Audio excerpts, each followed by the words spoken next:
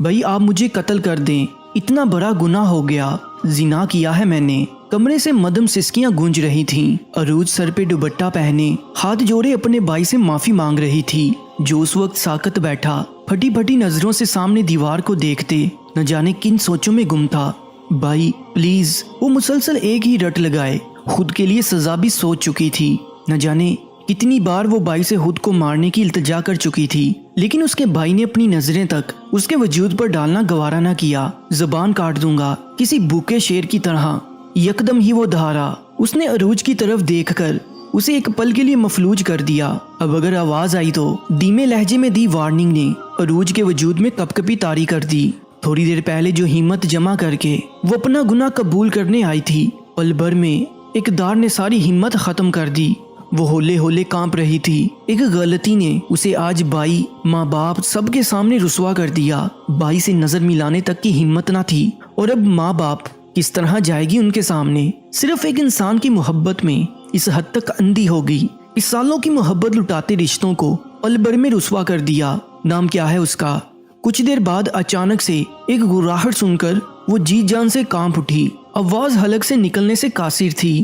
وہ بولنا چاہتی تھی، لیکن اس گناہ کے بعد اپنے ہی بھائی کے سامنے نام لینا تک اسے ایسے لگ رہا تھا جیسے کسی نے اسے موت کے منہ میں دھکیل دیا ہو۔ لیکن اگلے ہی لمحے بھائی کی ایک نظر تھی کہ اس کی بریک لگی زبان نے روانگی سے نام ادا کر دیا، شہزاد احمد۔ اس نام سے اس کا بھائی بری طرح چونکا، یکایک چہرے پر سخت تاثرات لہرائے، اور لمحے کے 1000ویں حصے میں اس نے ایک ہی دار میں عروج سے پوری بات سنی۔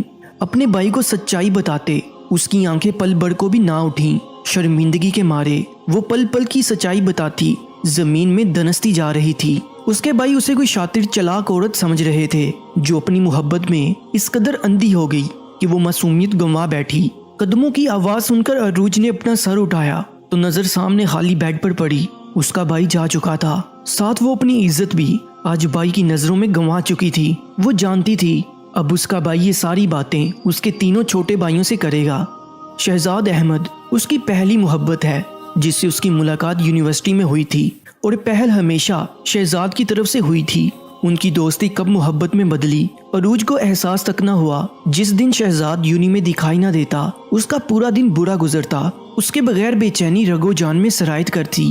ایسا ہی ایک دن تھا جب وہ بنا بتائے چھٹی کر بیٹھا، اور عروج جو آج اپنے اسپیشل ڈے پر اتنا تیار ہو کر آئی تھی، سارے موڈ کا بیڑا غرق ہو گیا۔ لیکن نہیں، چھٹی سے پہلے ہی شہزاد اسے یونیورسٹی کے گیٹ پر ملا، اور اس دن شہزاد نے اس کی سالگرہ کا حیرت انگیز خوبصورت ترین تحفہ دیا، اسے پرپوز کر کے۔ شہزاد احمد کی دی ہوئی رنگ اس کی انگلی کی زینت بنی۔ اس کے پرپوزل کو عروج نے دل و جان سے اپنی سر آنکھوں پر رکھا۔ اس کے بعد سے عروج ایک الگ ہی دنیا میں کھو گئی۔ پڑھائی سے زیادہ اس کی توجہ کا مرکز اب شہزاد احمد تھا۔ لیکن ایک دن شہزاد کی ایک حرکت نے اسے ٹھٹکنے پر مجبور کر دیا۔ وہ جان بوجھ کر بار بار اس کے قریب آتا، اور عروج کو یہ سب بہت عجیب لگتا۔ ایک دن اس نے شہزاد سے صاف کہہ دیا کہ اب آخری سال بچا ہے، کچھ ہی مہینوں میں پیپرز کے بعد سب الگ ہو جائیں گے، اس لیے وہ اپنا رشتہ اس کے گھر بھیجے۔ ویسے بھی آج کل اس کے ایک کزن سے عروج کی بات چل رہی تھی، اور عروج کی امی نے بھی صاف کہہ دیا تھا پیپرز کے فوراً بعد اب اس کی شادی کرنی ہے۔ 2-3 دن وہ اسی طرح شہزاد کا دماغ کھاتی رہی، اور آخر ایک دن وہ اپنے والدین کے ساتھ آنے پر راضی ہو گیا۔ وہ ایک ہی رٹ لگائے بیٹھا تھا کہ جاب کے بغیر کیوں کوئی اپنی بیٹی دے گا، لیکن عروج نے یہاں اسے تسلی دی کہ اس کی ماں سب سنبھال لے گی، اور یہی ہوتا۔ اس کی ماں نے نہ جانے کس طرح اس کے باپ اور بھائیوں کو منایا تھا کہ وہ خاندان سے باہر شادی کرنے پر راضی ہو گئے۔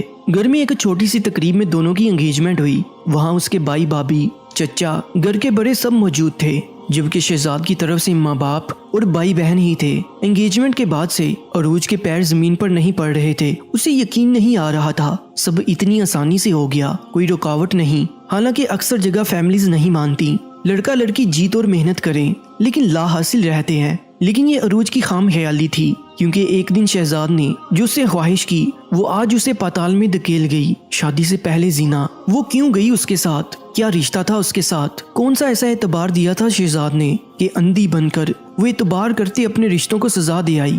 محبت ایسی ہوتی ہے جو پامال کر دے، اعتبار نہیں۔ اعتبار کیسا؟ آج تک اس نے اعتبار دلانے کے لیے کیا کیا؟ خوف اسے کھونے کا یا منگنی ٹوٹنے کا؟ ماں کے سامنے شرمندگی، لیکن کیا وہ شرمندگی رسوائی سے بہتر نہ تھی؟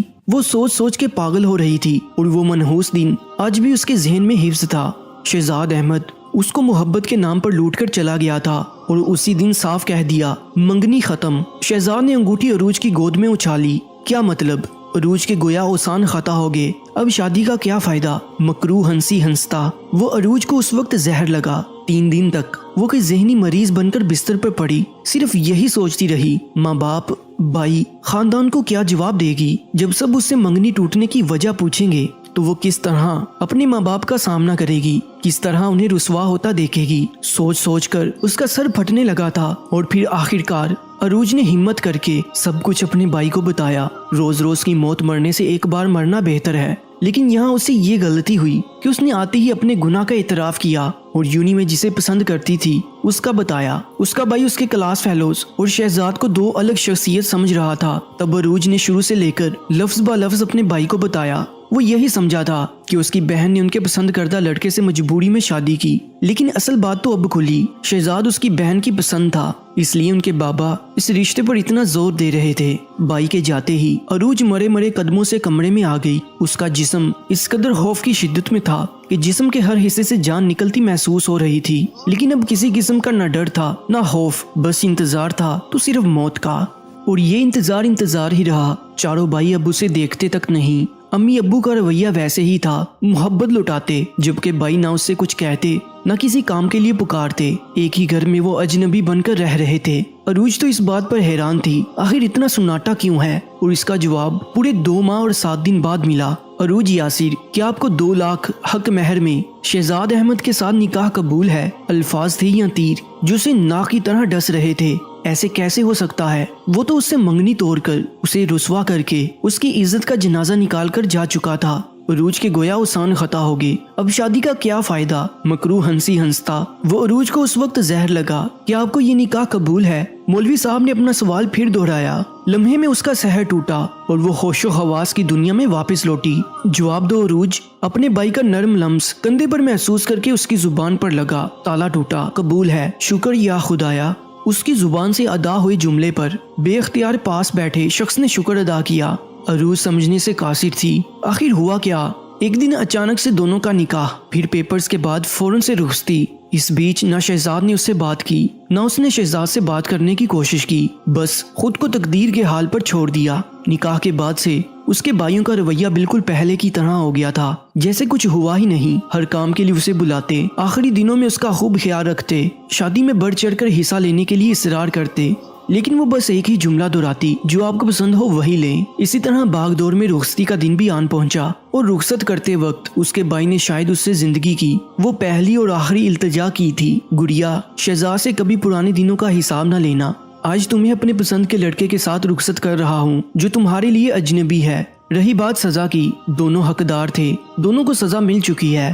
بھائی کی پہلی التجا تھی، آخر وہ کیسے رد کرتی؟ سب کچھ ویسے ہی شروع ہوا۔ شہزاد اور عروج ہر ارینج میرج جوڑے کی طرح اجنبی بن کر ملے۔ شہزاد جب آیا تو عروج نے دیکھا وہ خوف زدہ تھا، لیکن جب عروج نے سلام کا جواب دیا تب شہزاد کی پھنسی سانس بحال ہوئی۔ ہر شوہر کی طرح شہزاد نے بھی اسے لال جوڑے میں دیکھ کر اس کی تعریف کی اور انگلی میں خوبصورت انگوٹھی پہنائی۔ عروج نے نہ آج تک شہزاد سے کچھ کہا تھا، نہ شہزاد نے عروج سے، البتہ شہزاد میں کافی چیزیں حیرت انگیز تھیں، جیسے وہ کہتا تھا پانی کا گلاس تک اس کی بہن اٹھا کر رکھتی ہے، وہ گھر میں کسی کام کو ہاتھ نہ لگاتا، جبکہ شادی کے بعد شہزاد اب بہت سے کام خود کرتا تھا۔